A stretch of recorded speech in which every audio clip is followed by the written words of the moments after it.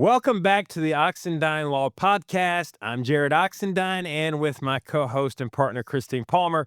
And today we're going to talk about a very important topic, and this comes up a lot. And the question is, what happens when one parent wants to move after the divorce? So let's say they want to relocate in the state or maybe even move outside of the state. Is that allowed? What are the factors that are considered? So whether you're the parent hoping to move with the children or maybe you're the parent fighting to keep them here, we're going to cover everything you need to know about this topic. So first of all, Christine, there's a case really that controls this, and there's law in place that gives the court factors that it needs to consider in determining whether or not to allow the children to go with the parent that's seeking to move or whether or not the court's going to make the children stay here.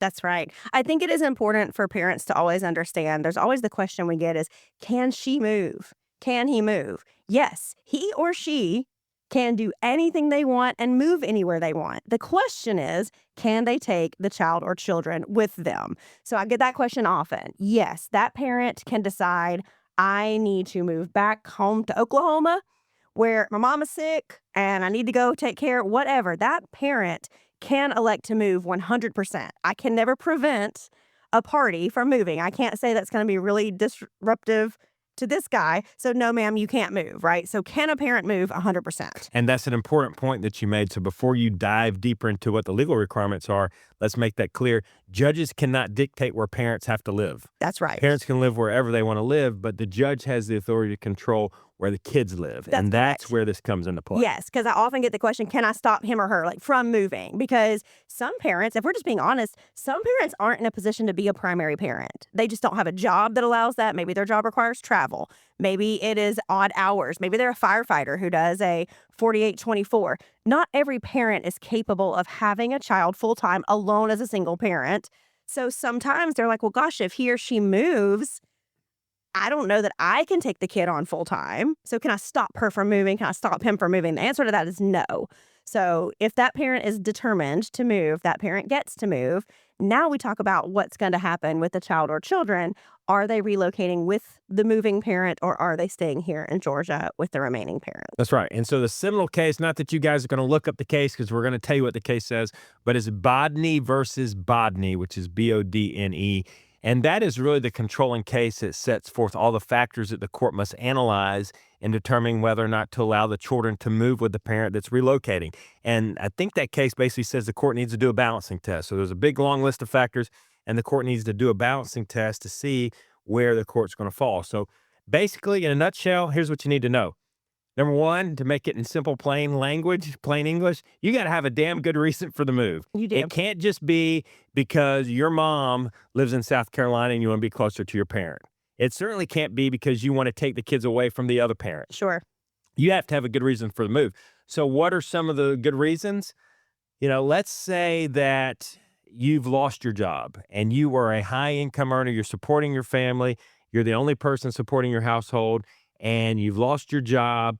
And you've looked and looked and looked and looked, and you cannot find any job making anywhere close to what you were making. And you've made tons of applications, you've submitted tons of resumes, and after a reasonable amount of time, you don't have any offer.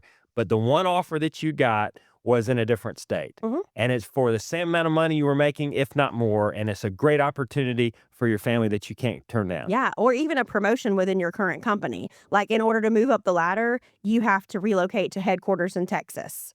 But maybe that is in the child's best interest. I mean, if you're going to greatly increase your income and that's just a stepping stone to continue to move even higher and even higher, maybe that is in the best interest of the child to be able to relocate with you. But that's a solid reason. Anything related to truly an upgrade or in gainful employment is probably a good reason. That's not a guarantee the child gets to go with you, but that's a solid good reason. Yeah, that's a good reason. And there's others, but that's kind of a really good example of what a good reason is. So that's one factor the court's going to look at. What is the reason for the move?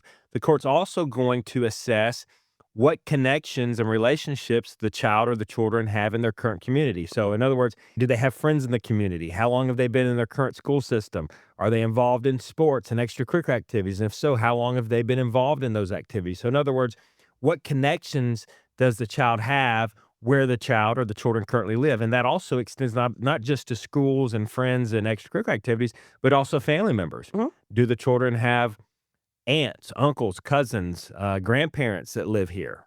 And so the court's going to consider that and also consider where you're moving. That comes into consideration where you're moving to. So let's say there's no family at all in the home state, but there's tons of family members in the state that we're moving to. All the family members are there, grandmothers, aunts, uncles, cousins. On both That sides. would help. That would help them. Yeah, and on both sides. We do see that often because Georgia is such a hub here, there are so many businesses headquartered here. It is often that a family has relocated from somewhere sort of less popular or less populated into Atlanta metro area. And so upon a divorce, a lot of people want to go back home. And that is a difference of I'm taking the kid out of Georgia into somewhere else. Sometimes the kids were even born somewhere else.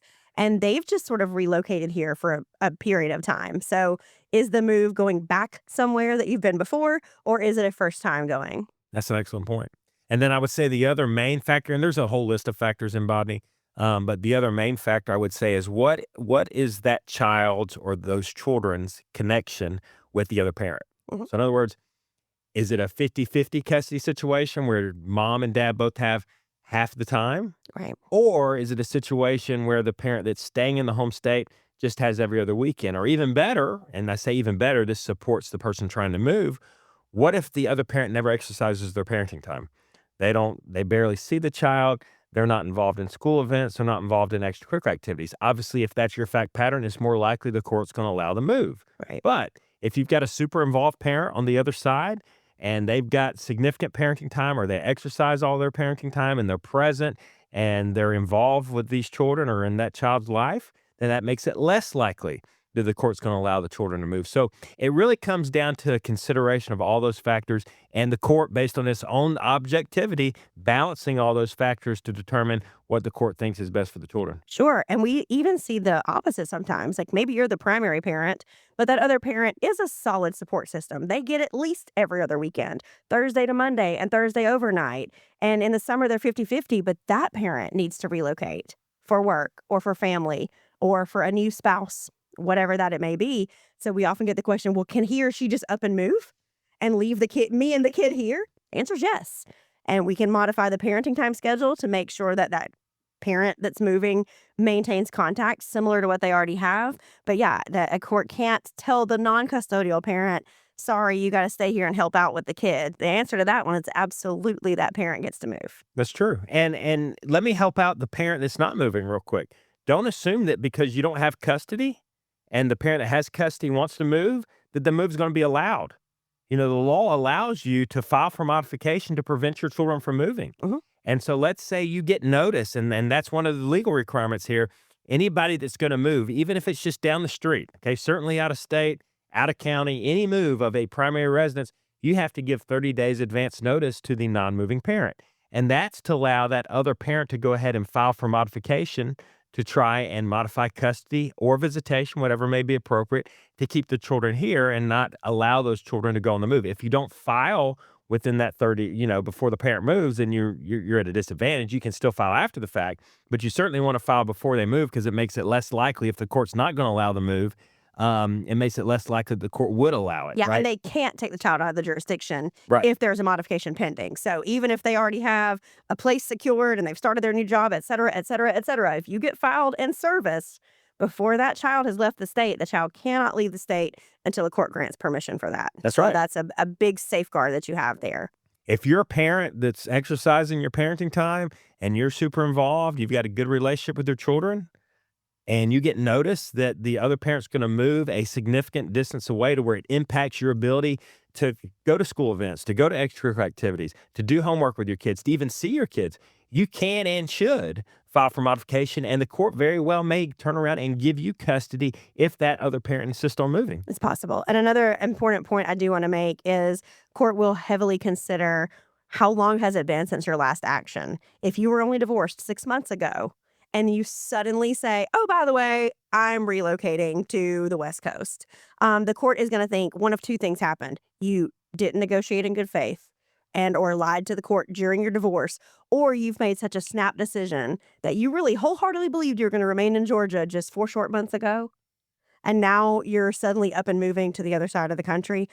So that is something that I think the court is going to weigh is how long has it been if they're making a change. Now, if it's been 6 years since you got divorced, it's probably not going to come into account. But oftentimes we see people, oh, I'll just get the divorce done and then I'll just give my notice and I'll move. And you might get caught in that. Well, that's a big no-no, and we've seen people get caught. They're going through the divorce process. They know the entire time That they're in that they're going to be going out of state. They hide it from everybody. including They the lawyer. finalize the case, yep, including their lawyer. And then the case gets finalized, and within a few short months, they've provided notice to their ex that they're going to move to a different state. And I have a job and I have a place. And I've actually seen the court say, you You can can go. move, but the kids are going to stay here. And question whether or not they knew the entire time that the divorce was going on that they were going to move and an didn't tell absolute anybody. appearance of impropriety that you had to either know or you made such a snap decision you're not making good choices and probably shouldn't be the primary parent, right? That's right. So you got to be careful about when and how you disclose these things. But look, whether you're the parent that's looking to relocate, whether you're the parent that's fighting to keep your kids here, we'd be happy to help. We can play both sides of that coin.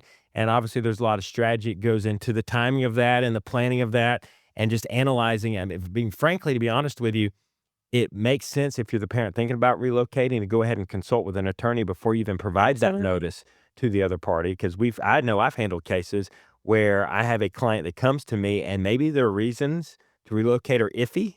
So we basically send a letter out to the other side before we even provide any notice or we file any lawsuits saying, hey, my client's considering this for the following reason. There any objection? Are you okay with it? Here's a modified parenting plan that Right. will work for your client. We're going to accommodate your client's parenting time, and we're going to give them more time during the summer or more holidays We'll or give you a extended travel weekends. deviation on your child Right. support. And we make it, lower your child support, and we make it super sexy. Yeah. And now we've turned a case that is chicken shit, right, into chicken soup. Mm-hmm. And so it always makes sense to consult with a knowledgeable family law attorney before you make any moves. So certainly in these circumstances, whether you're fighting to keep your kids here, whether you're looking to relocate with your children, give us a call or any other qualified family law attorney, and we'll be happy to help you navigate through that process. If you enjoyed our episode today, keep watching, of course, but also if you're watching us on YouTube, make sure you hit that subscribe button. That way you will be notified of all future episodes. Thanks for checking us out today. We look forward to seeing you next time.